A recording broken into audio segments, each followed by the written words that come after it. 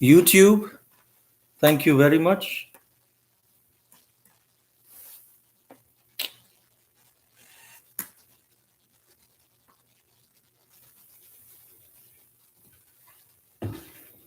All right, we'll start with the prayers. Om Namo Bhagavate Vasudevaya. Om Namo Bhagavate Vasudevaya. Om Namo Bhagavate Vasudevaya. Narayanam Namaskrityam Naram Chaiva Narottamam Devim Saraswatim Vyasam Tato Jayamudiraye Nashtaprayeshu Abhadreshu Nityam Bhagavatu Sevaya Bhagavati Ruttama Shloke Bhaktir Bhavati Naishtiki Krishnaya Vasudevaya Devaki Nandanaya Cha Nandagopakumaraya Govindaya Namo Namaha Hare Krishna Krishna Krishna Hare Hare Hare Rama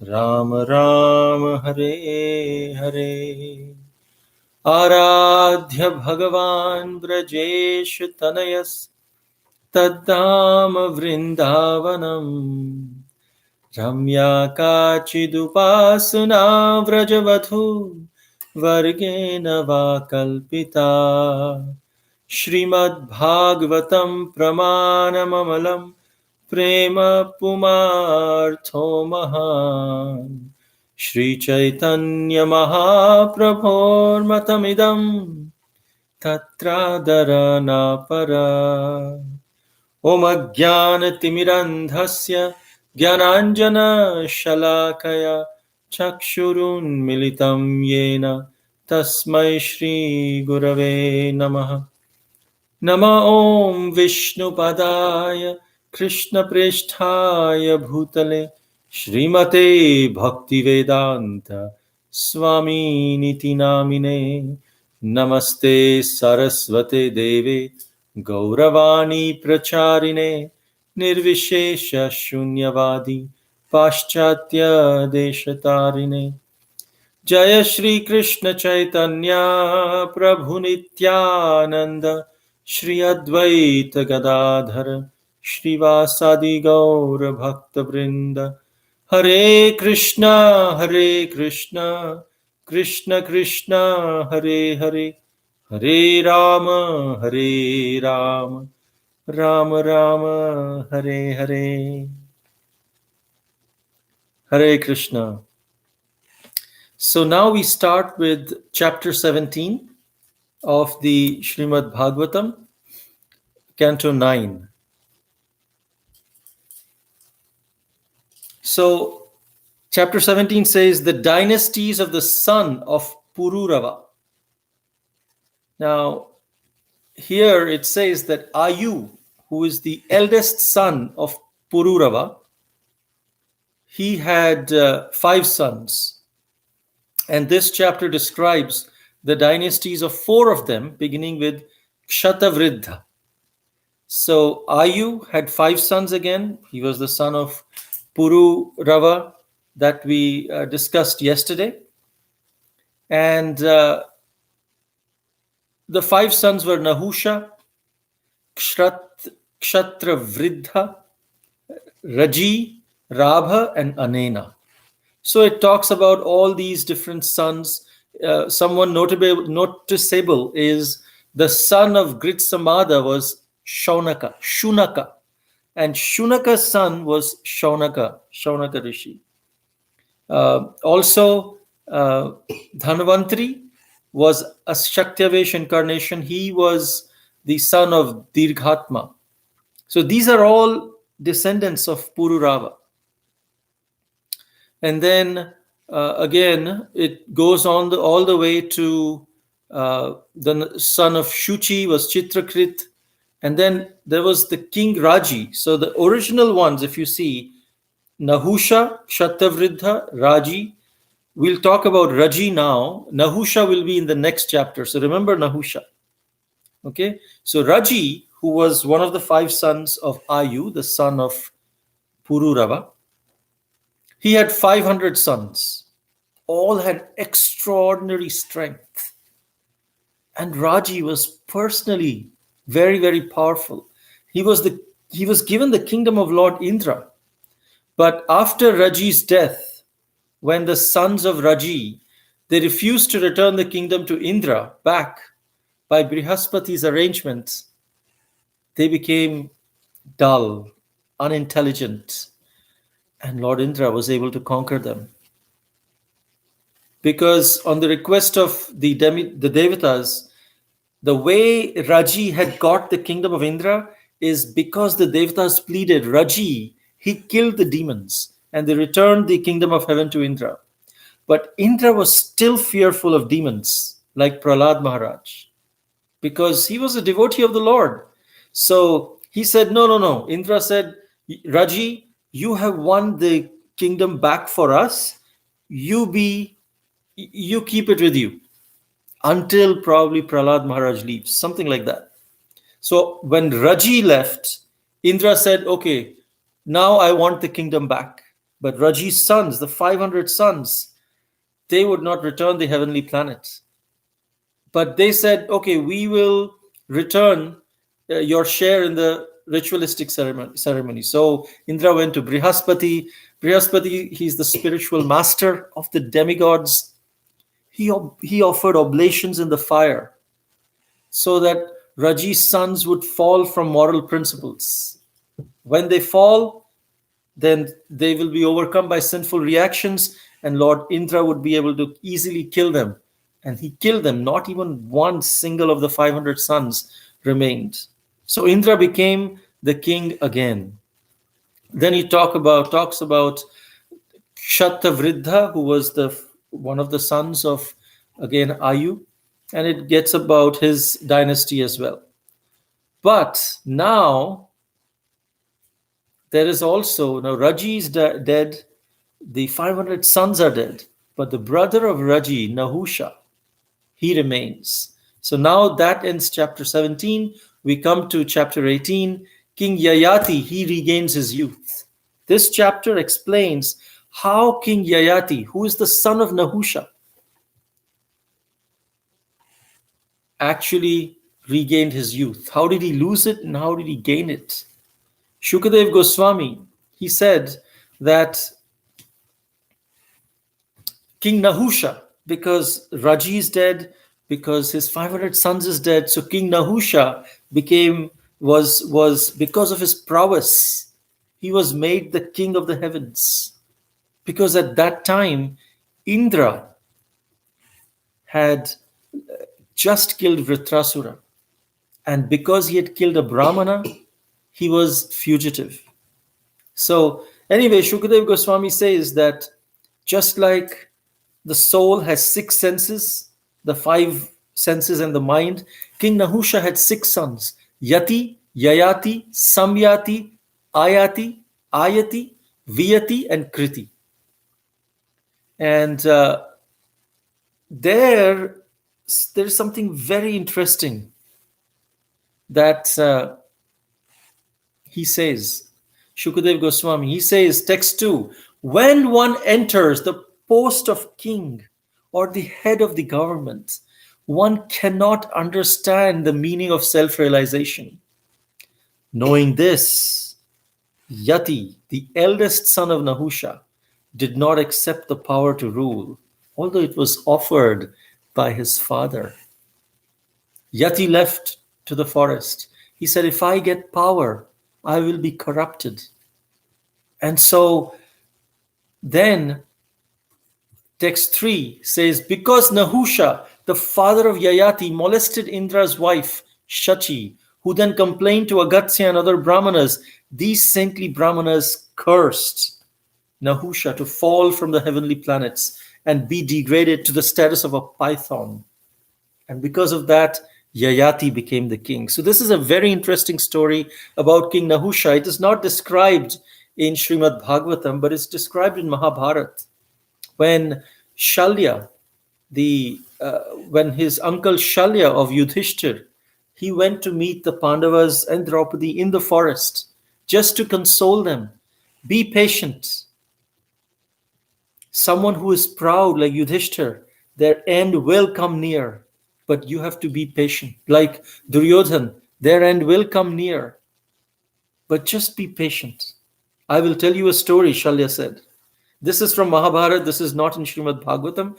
Bhagavatam just says Nahusha fell as a python. But how did he fall as a python? Let's investigate a little bit.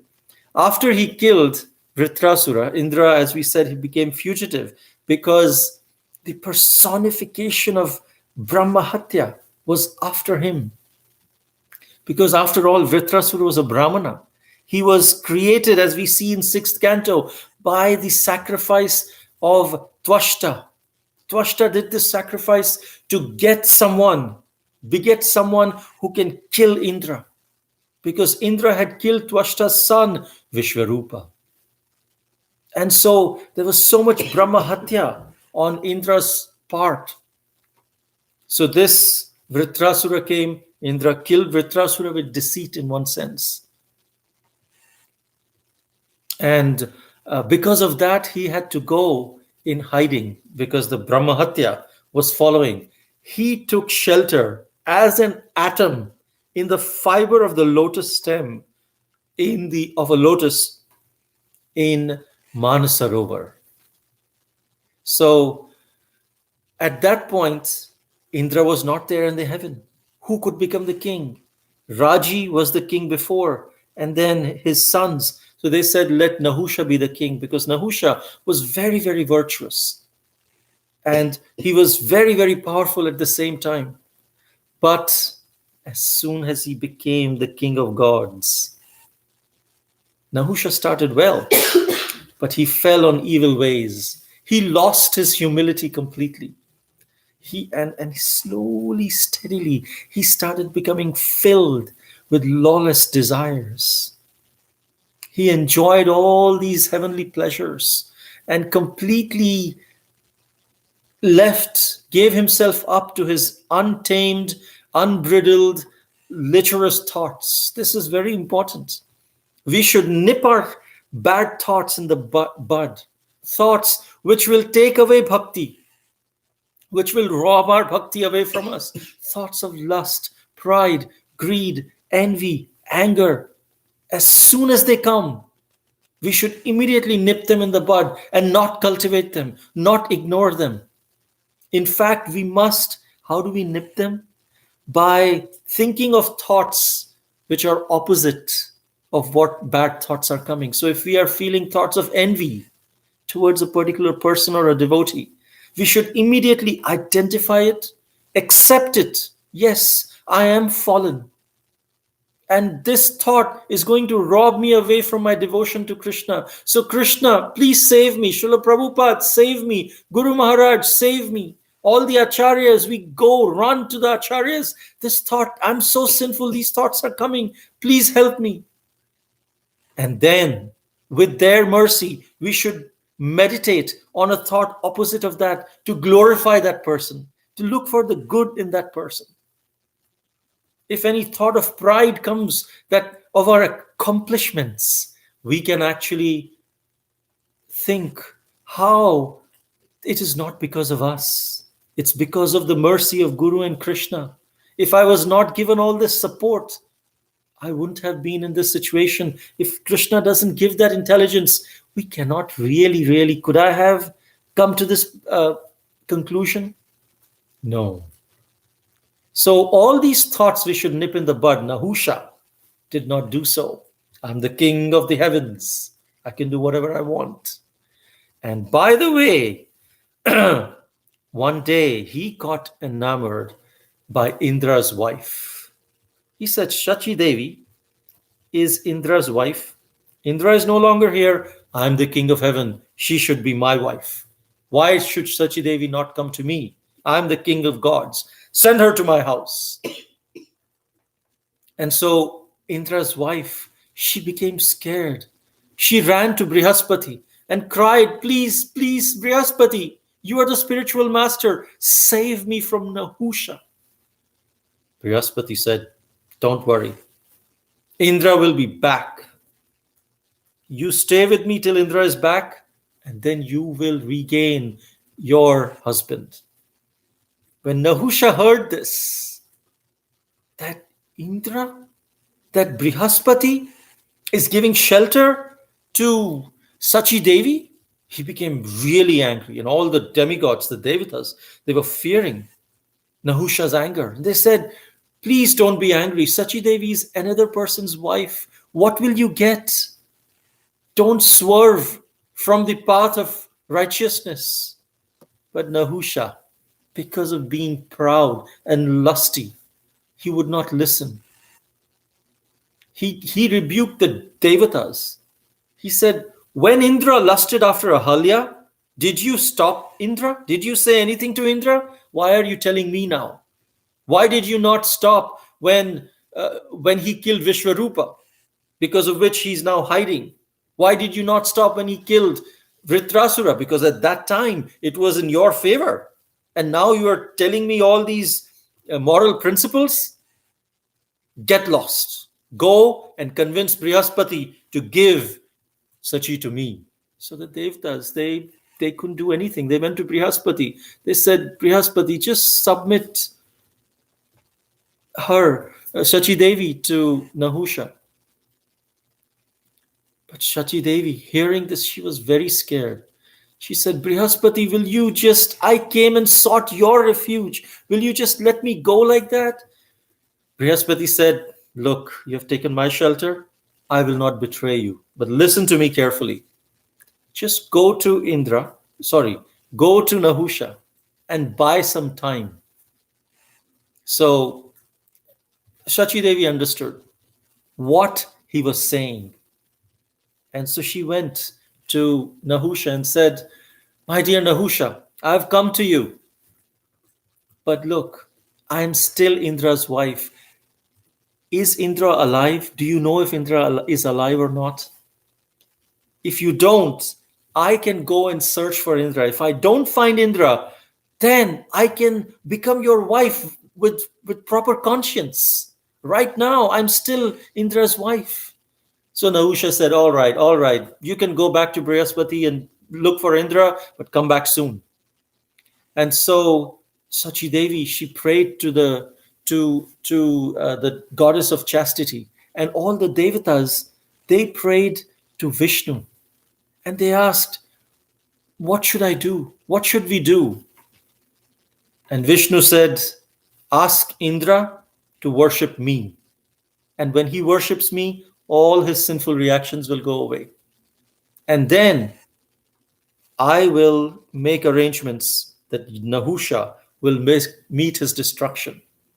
So Sachi Devi, she looked for Indra. She found him living as an atom in a fiber of the stem of the lotus in Mansarovar. She cried to him and told her troubles. Indra said, my dear Sachi Devi, Nahusha's end is coming near. I can see that. Go to her. I'm your husband. I'm telling you, go to Nahusha and accept his proposal. But then say this one thing, just one thing, tell him that you come to me on a palanquin which is being ridden by the 7 sages. The 7 sages should be holding that palanquin. You come on that. So she went and told Nahusha, yes, I submit to you, but person of your status, you should come to me in a palanquin, and I want you to come in a palanquin with which the 7 sages carrying you. And Nahusha, wow, what an imagination you have. Yes, I will do exactly like that. And he summoned the 7 sages, and the 7 sages were carrying him in the palanquin. And he was so eager. He wanted to go faster and faster. He kicked Agastya Muni. who was carrying the palanquin, and said, Sarpa, Sarpa. Sarpa in Sanskrit means faster, faster, faster. But also it means snake. And so Agastya Muni was very much offended. And he said, you don't have any etiquette? You're kicking me and saying, Sarpa, may you become Sarpa. And as soon as those words came out of Agastya Muni's mouth, he became a serpent, he became a python, and fell from the heavenly planets onto the earth in a jungle and became a python.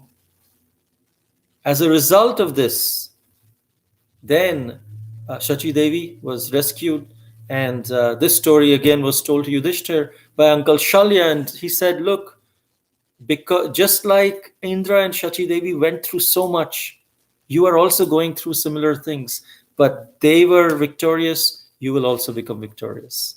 So when Nahusha, he was cursed to become the python, his eldest son, Yati, he took sannyas, but the next son, Yayati, he became the king.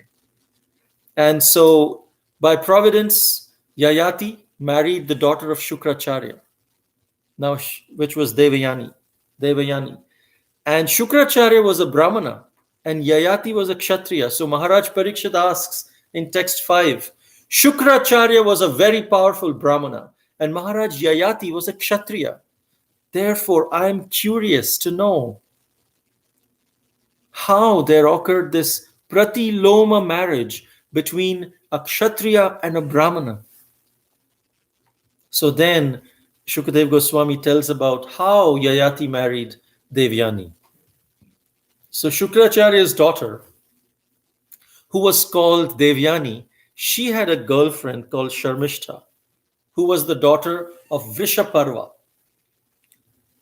So one time Sharmishta was sporting in the waters with several girlfriends and Devyani was also there. Both Devyani and Sharmishta were friends and they were sporting around. And then Lord Shiva and Parvati happened to pass by. And when all these girls saw Lord Shiva and Parvati, they immediately tried to cover themselves. And in her haste, Sharmishta wore Devyani's clothes. And seeing this, Devyani became very angry. And she started rebuking Sharmishta. How dare you wear my dress? And then Sharmishta became angry. What's the problem? We were all in a hurry. Somehow I saw your dress. I didn't realize it was similar to my dress. I just wore it. And now why are you being angry with me? And in this way, they became really, really angry. And so Sharmishta, she pushed Devyani into a well and just left. By chance, King Yayati was coming by. He came to that well to drink water and he heard this cries of Devyani. So he rescued Devyani and then accepted her as his wife. Then Devyani, she went crying to her father Shukracharya. And she started telling what happened to her, what Sharmishta did to her. And so Shukracharya, he was enraged with anger. And he went to Vrishaparva, the father of Sharmishta, and said, if Shukracharya was about to curse him, and Vrishaparva said, well, wait, I will give my daughter to be the maidservant of your daughter. How about that? And you don't curse us. So Shukracharya was okay with that proposal.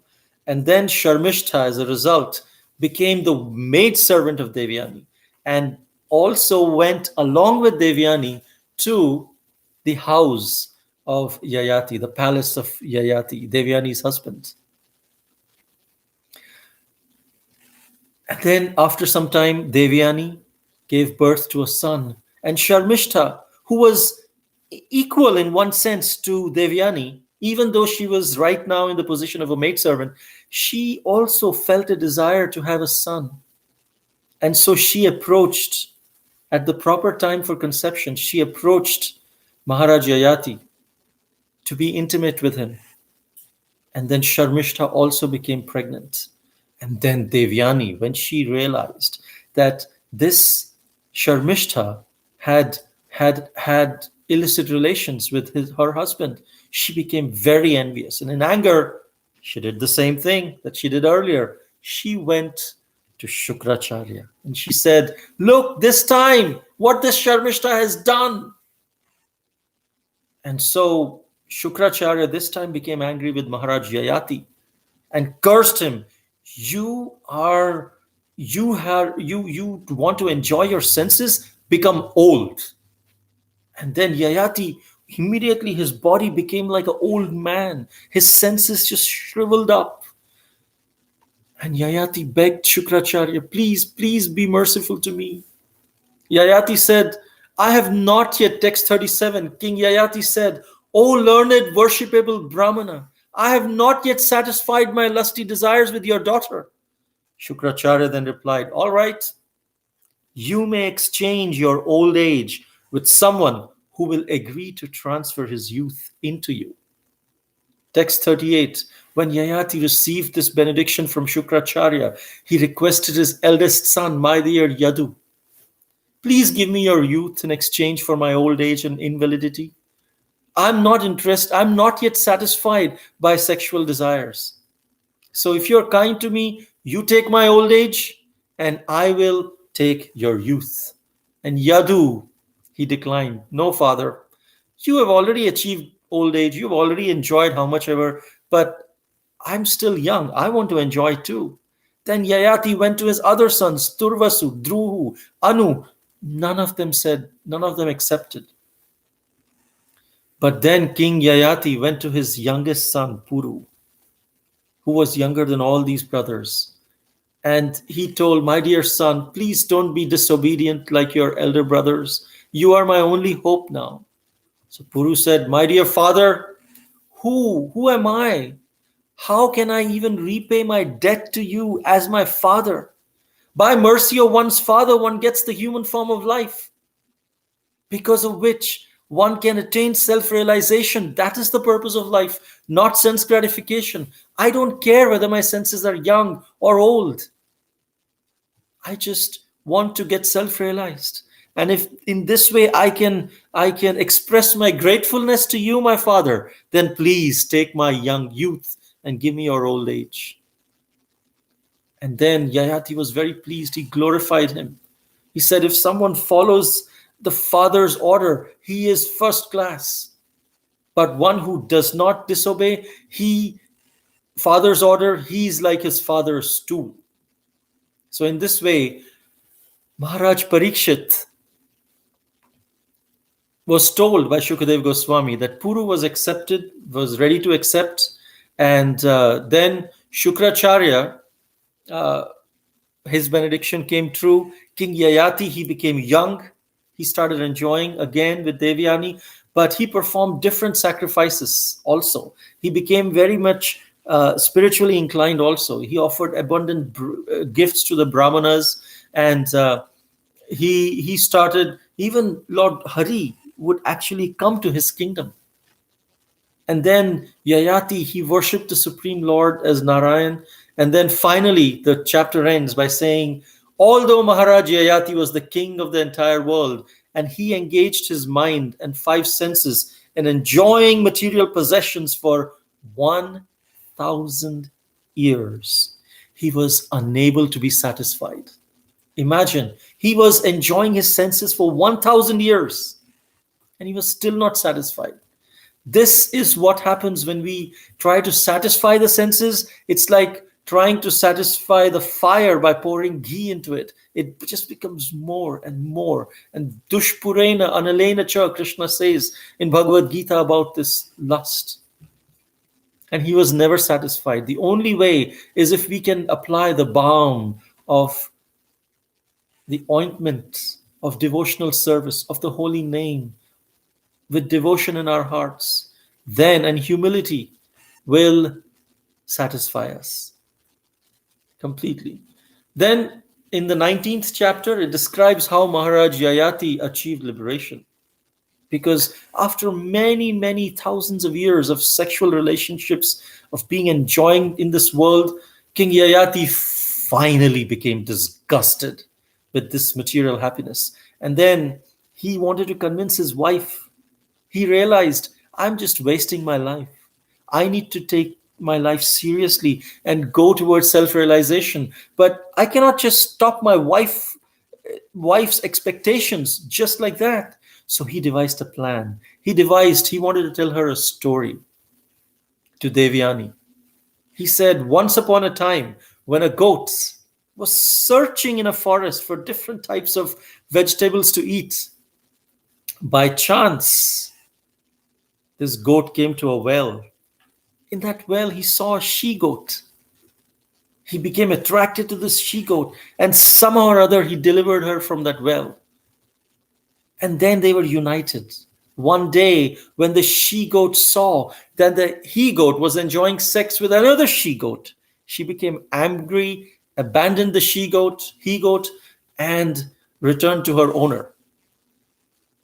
And then this owner, Brahmana, became very angry of this she-goat and cursed the he-goat that he will lose all sexual power. And then the he-goat begged the Brahmana, please give me power of sex. And so the power was given back. And then he-goat enjoyed with the she-goat for many years, but still he was not satisfied. And then he started telling about if one is lusty, if one is greedy. Lust, greed, and anger. These are 3 gateways to hell. Krishna explains, lust is such a thing that if it is satisfied, then we become greedy. We want more and more. And if it is not satisfied, then we become angry. We become frustrated. Dhyayato, if we are thinking, dhyayato vishayat pumsaha, sangas teshu pajayate, sangat sanjayate kaman, kamat krodho bijayate. Krodhat bhavati sammoha, sammohat smriti vibhrama, smriti bhramshat buddhinasho, buddhinashat pranashyati. Dhyayato vishayan pumsaha. As soon as we start contemplating about the objects of the senses, Krishna says in Bhagavad Gita, attachment develops. Dhyayato vishayan pumsaha sangasteshu pajayate. We want to associate more and more with that material desire. Sangat sanjayate kaman, and then slowly lusty desires. Kamat krodho bijayate. Those desires will never be satisfied. Even if they are satisfied, we are not satisfied because we want more and more and more. And therefore, it's never a good thing. And he started explaining that one may pour this ghee on a blazing fire, but we cannot expect the fire to be extinguished. Therefore, the Shastras, they advise that by intelligence, one must renounce the life of enjoyment. And so slowly, steadily, he convinced Devyani that he wants to adopt the life of a mendicant or a sannyasi, and he wants to give up attraction to all material engagement. He did so. He went to the forest. He engaged himself fully in devotional service, and he attained perfection. Later, when Devyani was freed from her mistaken way of life, she also engaged herself in devotional service of the Lord. So in this way, it's never too late. The time we realize that we are just wasting our life in sense gratification, we can immediately take shelter of the lotus feet of the Lord and become successful. Then we come to the final chapter of today, chapter 20, Dynasty of Pūru. This chapter again keeps describing about Pūru, who took the old age upon him and gave his youth. He became the next king. His descendant was Dushmanta, or sometimes called Dushyanta, one of his descendants, because his son was Janamejaya, Prachinvan, and there are so many others. Finally, it comes to his son Dushyanta and Shakuntala. This story is explained in this particular chapter. When Dushmanta, when he was hunting in the forest, he once approached in the ashram of Maharshi Kanva Rishi. And there he saw an extremely beautiful woman, and he became attracted to her. That woman was the daughter of Vishwamitra and Menaka. Her name was Shakuntala. Menaka, after her birth, had left her in the forest, and Kanva Muni found her. Kanva Muni brought to his ashram. He raised her, maintained her. And then slowly, Dushmanta and Shakuntala fell in love. They accepted Maharaj Dushmanta as her husband. He married her. Kanva married both of them in the forest as per the Gandharva Vidhi. And then Shakuntala became pregnant by her husband, and her husband left, returned to his kingdom. And then the son who was born was very powerful, because it is said Dushmanta had retained his semen, because of which his son became very powerful. And this son was a Vaishnava son. His name was Bharat. So then Shakuntala with Bharat was very powerful. Even as a son, it is said he would play with lions. Srimad Bhagavatam says that. He would play with lions. He would capture the lions and then play with them. So Shakuntala, along with Bharat, went to the kingdom of Dushmanta and went with the newly born child. And Maharaj Dushmanta, somehow how or the other, he refused to accept Shakuntala as his wife and Bharat as his son. And then she had to go back. But then, as she was going back, there was a voice from the sky, a mysterious omen. It said that, text 21, the voice said, "O Maharaj Dushmanta, a son actually belongs to his father, whereas the mother is a container, like the skin of bellows. According to Vedic injunctions, the father is born as the son. So therefore, you must maintain your own son and do not insult Shakuntala." And then in this way, the voice gave many other things. A king who discharged semen is the actual father, and his son saves him from the custody of Yamaraj. You are the actual procreator of this child. Shakuntala is speaking the truth. And so Shukadev Goswami said that Maharaj Dushmanta, he accepted them, but then after some time he passed away from this earth, and his son, Maharaj Bharat, became the emperor of the world, the proprietor of the 7 islands. In fact, he is also said to be one of the partial representations of the Supreme Personality of Godhead. So then Maharaj Dushmanta, text 24 to 26, describe the wonderful, beautiful qualities of Maharaj Dushmanta, the Vaishnava son of Maharaj Bharat, the Vaishnava son of Dushmanta and Shakuntala. Maharaj Bharat, the son of Dushmanta, had the mark of Lord Krishna's disc on the palm of his right hand. He had the mark of a lotus whirl on the soles of his feet. By worshipping the Supreme Personality of Godhead with a grand ritualistic ceremony, he became the emperor and master of the entire world. Then, under the priesthood of Mamateya, Bhrigumuni, he performed 55 horse sacrifices on the bank of the Ganges, beginning from its mouth and ending at its source, and 78 horse sacrifices on the bank of the Yamuna, beginning from the confluence at Prayag and ending at the source.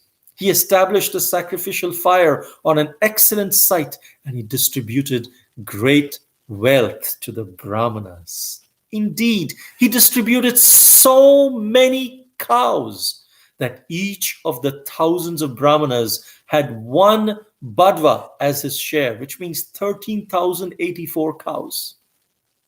And then it continues that Maharaj Bharat, he defeated all the classes, the Kirata, the Huna, the Yavana, Pondra, Kankas, Khasa, all these people, all these different races, and he became the emperor of the world.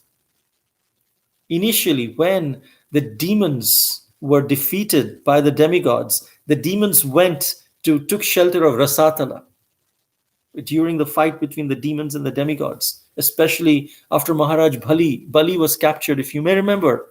All the demons, they went to Rasatala, but they took the wives of the demigods along with them. Maharaj Bharat was the one who rescued. Who was the one who rescued the wives of the demigods from Rasatal, from the demons, and returned them back? So this way it continued, and it is also said that he had 3 wives from the queens of Vidarbha, the princess of Vidarbha, but they gave birth to sons who were not having features similar to Bharat. And in somehow their mental speculation, they felt Bharat will think that these wives are not chaste to him, so they killed their own sons. And now Maharaj Bharat had no sons. But then later he adopted the son of Brihaspati, the son of the sister-in-law of Brihaspati, and his name was Bharadwaja. And in this way, this chapter ends by describing the glories of Maharaj Bharat and how he adopted Bharadwaj as his son. This ends chapter 20 and today's narration of Srimad Bhagavatam. If there are any questions or comments, we can take now. I'd like to specifically, last time on Tuesday, when we spoke about Mother Sita, about Lord Ramachandra and everyone else, there was a question that was raised, which we were not able to answer because we had ended the session. And at that time, this question came. I don't remember from whom this question came, but this question had actually come. So that why did Lord send Sita out of his own palace into the hermitage? And this Mataji said that her daughter was a bit confused and she keeps asking, why did Lord Ram send? It's a very, very difficult to understand subject matter, but we can discuss that briefly before we go to the question answer session. To understand the answer to this, we must first try to appreciate the values of the Vedic culture that Ramayana demonstrates. The Vedic culture, it says all relationships are meant for service. The relationship with the wife is meant for service, with the children is meant for service, with the king, with his subjects is meant for service. The king is a servant of his subjects, not the master of his subjects. And in this way, when we have a situation, a moral crisis, where we have to choose between a right thing and a wrong thing, which is clearly right, which is clearly wrong, it's not that big a deal. We can say, killing Ravana versus rescuing Sita. This is a very simple decision. Yes, rescue Sita, kill Ravana. But when we have to make a decision between two right things, that's where our spiritual character is tested. And the same test was given to Lord Ram through this incident. Lord Ram, Krishna comes as Ram. He is playing the role of the ideal human being, the ideal king, the ideal husband, the ideal father, the ideal son. As an ideal husband, he was duty bound to protect his wife. But as the ideal king, he also had the duty to exemplify, teach his citizens, make his citizens happy, not set bad example, be the servant of his citizens. So now he had to choose between two rights. Mother Sita, there was no fault of Mother Sita. But then his subjects were perceiving a fault in Mother Sita and were saying, because when Lord Ramachandra went incognito into his kingdom, he heard one of the laundrymen saying to his wife that you have been unchaste with me and I will not accept you. I'm not a henpecked husband like Lord Ram, that I will accept you. Now, this made him think, am I setting the right example? Even though Sita has not done. So he did not banish Sita. He actually put Sita under the care of Valmiki. We should not think that he left her and banished her. No, he transferred her. He took care of her. He transferred her to the care of Valmiki. Because the king is duty bound to demonstrate to his citizens the principle of detachment. This is a higher principle as an ideal incarnation. He has to do that so that they become all the subjects become inspired towards detachment and spiritual advancement over attachment to one's family, too much excessive attachment, which leads to neglect of spiritual life. So Lord Ram considered his duty as an ideal king at that point more important than as ideal husband. So he had to sacrifice his love for his wife for the sake of his love for his children, who are the citizens, are like the children. But he didn't abandon his duty as a husband. He thoughtfully did that duty. He also satisfied her husband, his citizens, but he also transferred Sita from his direct care in the palace to his indirect care in the hermitage of Valmiki. Mother Sita also understood the heart of Lord Ram. She was not aggrieved. She accepted that decision, not with some vengeance, but with full humility, gracefully. As part of the sacrifice of my husband, I should accept this. But unfortunately, he made the sacrifice for all of us, and we only fail to appreciate that sacrifice of Lord Ram. So we should try to appreciate that from that point of view. Of course, it should not be taken as an excuse to abandon one's family, because Lord Ram did not do so.